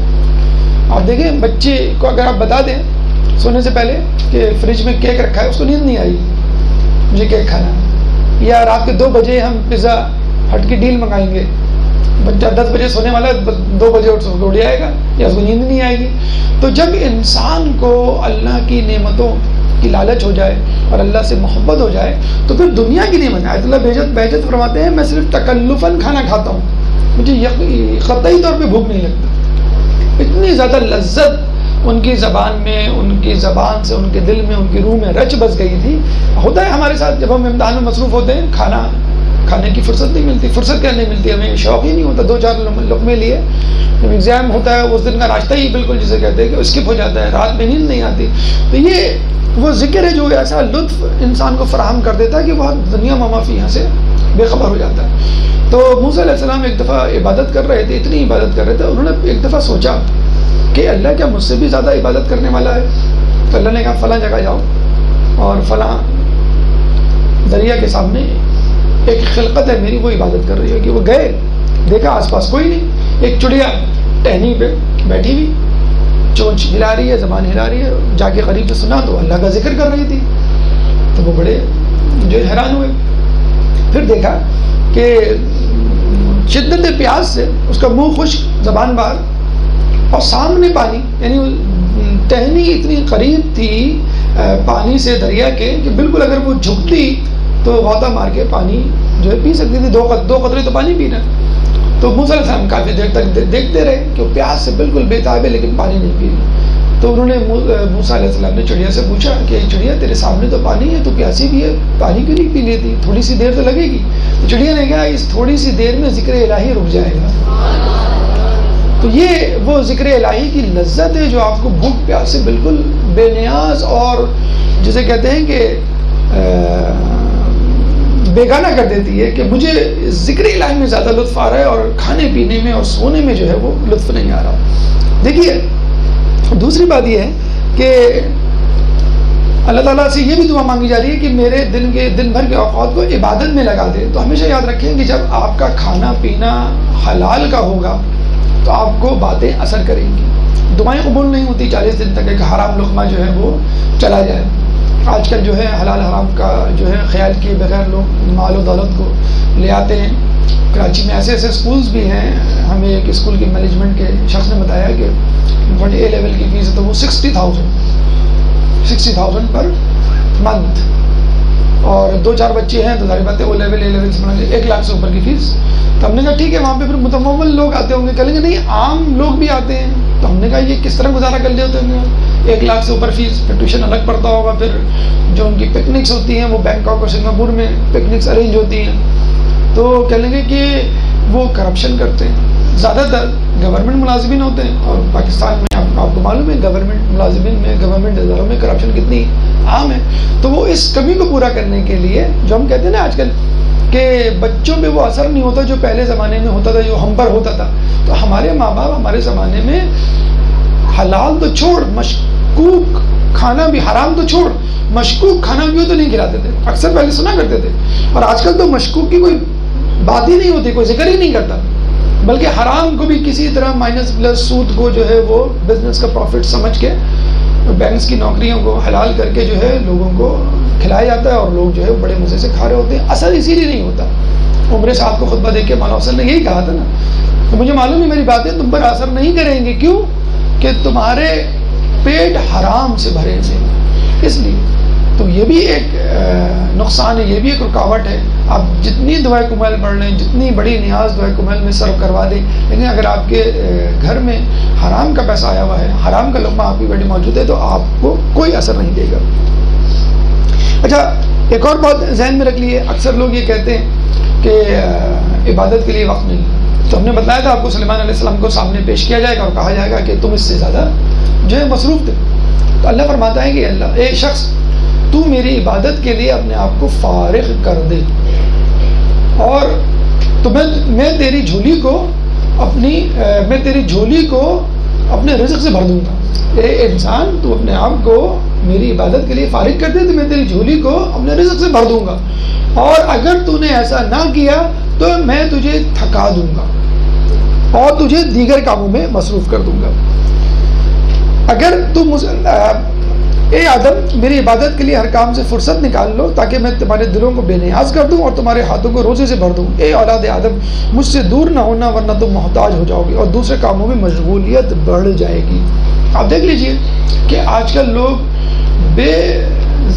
جسے کہتے ہیں کہ بے وقت کاموں میں یا غیر ضروری کاموں میں کتنا زیادہ مصروف ہے۔ ایک کرکٹ کا میچ ہوتا ہے، ہمارے زمانے میں کرکٹ کا میچ ہوتا تھا تو صرف کرکٹ کا میچ ہوتا تھا، یا کرکٹ کا میچ ہو رہا ہے تو سائڈ میں ایک پروگرام ساتھ چل رہا ہوتا ہے، اس کے بعد ایک پروگرام آ رہا ہوتا ہے، اس کے پہلے پروگرام آ رہا ہوتا ہے، بیچ میں ایڈورٹیزمنٹ آ رہے ہوتے ہیں، قد آدم تصویریں پورے شہر میں لگا دی گئی ہوتی ہیں، اور لوگ جو ہیں وہ جا کے گھنٹوں سیلفیز ان بورڈز کے ساتھ سیلفی لے رہے ہوتے ہیں، پلیئرز کے ساتھ نہیں۔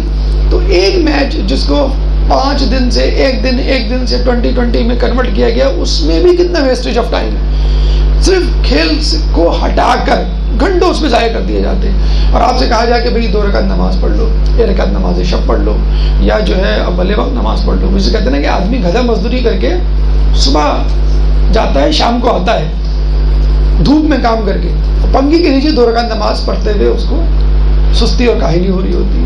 ہوتا ہے نا آدمی صبح سے جاتا ہے رات کو آتا ہے، 8 گھنٹے بڑے فخر سے کہتا ہے جانے کا ٹائم ہے، آنے کا ٹائم نہیں ہے، کیونکہ باس نے منع کیا ہے جب میں کہوں تب جانا۔ جب واپس آتا ہے تو 2 رکعت نماز، 3 رکعت جو ہے مغرب کی نماز، 4 رکعت اس کی 2 رکعت نماز اس سے جو ہے وہ ادا نہیں ہو پاتی، ہوتی بھی ہے تو بغیر تسبیح اور بغیر تعقیبات کی جو ہے وہ کسی طرح اس کو لپیٹ کے اللہ کے سامنے پیش کر دیتا ہے، اور اللہ تعالیٰ اسی نماز کو لپیٹ کے اس کو منہ پہ مارتا ہے۔ اللہم ومن ارادنی بسوء فاردہ ومن کادنی فقدہ واحفظنی برحمتک۔ اے معبود جو میرے لیے برائی کا ارادہ کرے تو اس کے لیے ایسا ہی کر، جو میرے ساتھ مکر کا کرے تو اس کے ساتھ ایسا ہی کر، بوجہ اپنی رحمت کی میری حفاظت کر۔ اللہ تعالیٰ سورہ ہود 114 میں فرماتا ہے ان الحسنات یذہبن السیئات، کہ بے شک نیکیاں برائیوں کو مٹاتی ہیں. تو آپ کے ساتھ جو برا کریں آپ اس کے ساتھ اچھائی کریں، لیکن معاملہ اللہ پہ چھوڑ دیں. اس کے بعد یہ نہ کہیں کہ تم نے میرے ساتھ برا کیا تو میں بھی تمہارے ساتھ برا کروں گا. اللہ کو کہہ دیں کہ بھئی اللہ تو خود اس سے نمٹ لے جو تو بہتر سمجھتا ہے، لیکن خود سے اپنے ہاتھ میں. کہتے ہیں قمبر کو ایک شخص آ کے گالیاں دے رہا تھا، قمبر سن رہے تھے. پھر قمبر سے نہیں رہا گیا، قمبر نے بھی اس کو برا بھلا کہنا شروع کر دیا.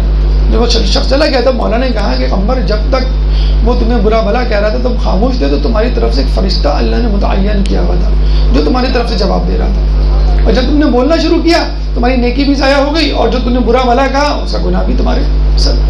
تو جو آپ کے ساتھ برا بھلا کیا، آج کل خاندان میں اختلافات بہت زیادہ ہیں، اللہ کے سپرد کر دیجیے اور اپنے لیے فقط حسن ظن رکھیں کہ ہو سکتا ہے یہ وجہ، ہو سکتا ہے یہ وجہ، ہو سکتا ہے یہ وجہ ہو.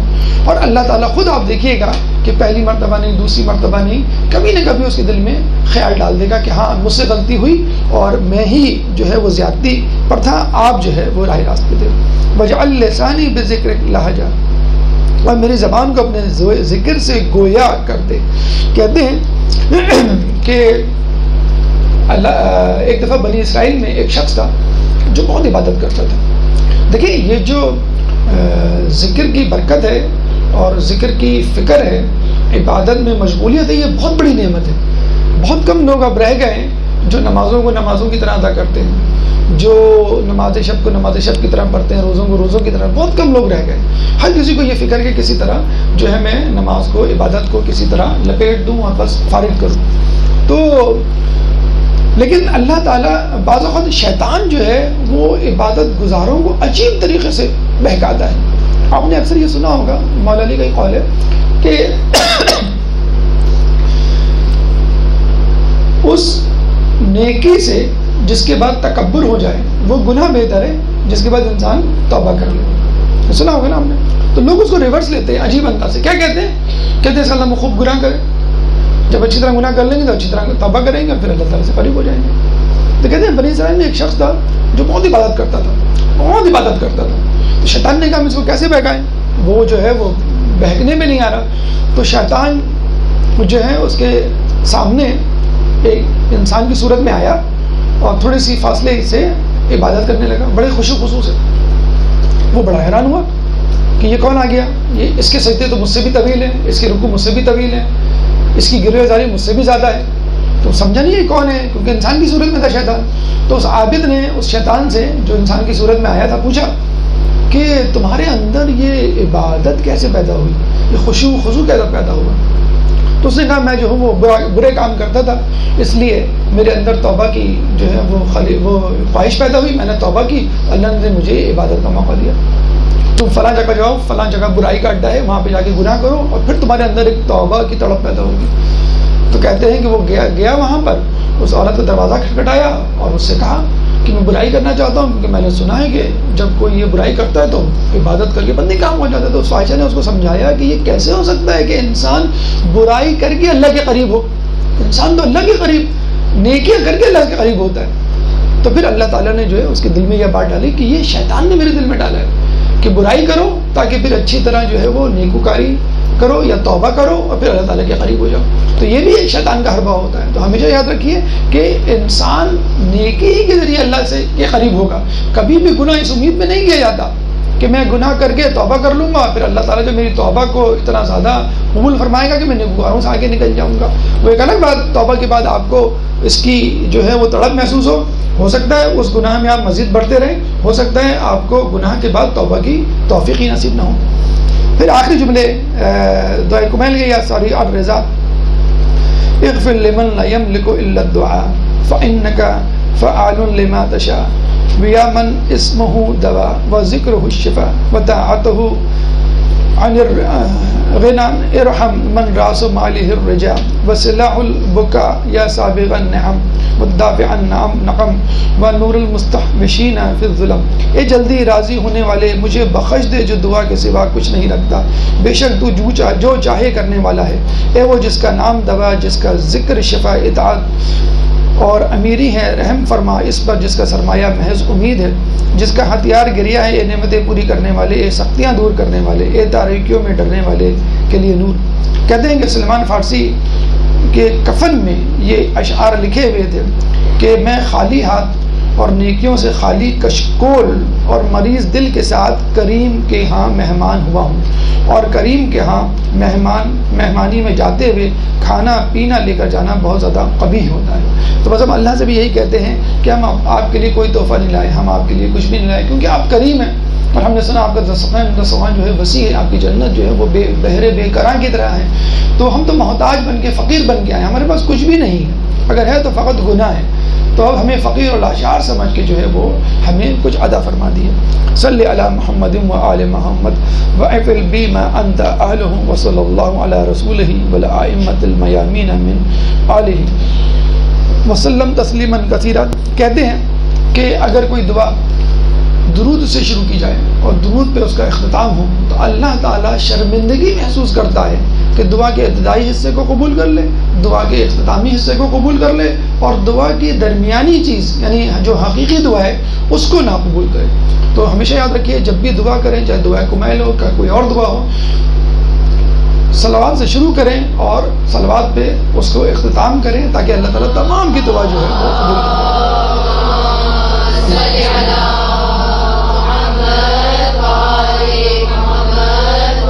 اللہ تعالیٰ سے دعا ہے کہ جو کچھ پڑھا اور سنا اس پہ عمل کرنے کی توفیق عطا فرمائے۔ اللہ تعالیٰ سے دعا ہے کہ دعائے کمیل کے مفاہیم کو سمجھنے کی توفیق عطا فرمائے، اس میں دیے گئے امور پہ عمل کرنے کی توفیق عطا فرمائے، ہمیں تعلیمات اہل بیت پر چلنے کی توفیق عطا فرمائے، شفاعت میں ان کی قیامت میں ان کی شفاعت سے بہرہ مند فرمائے، امام کے ظہور میں تعجیل فرمائے اور ہمیں ان کے انصار و اعوان میں شامل فرمائے۔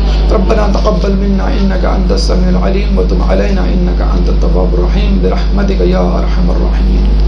اللجن اللجن اللجن اللجن يا مولا اللجن اللجن اللجن اللجن اللجن اللجن اللجن يا صاحب السماء اللجن اللجن اللجن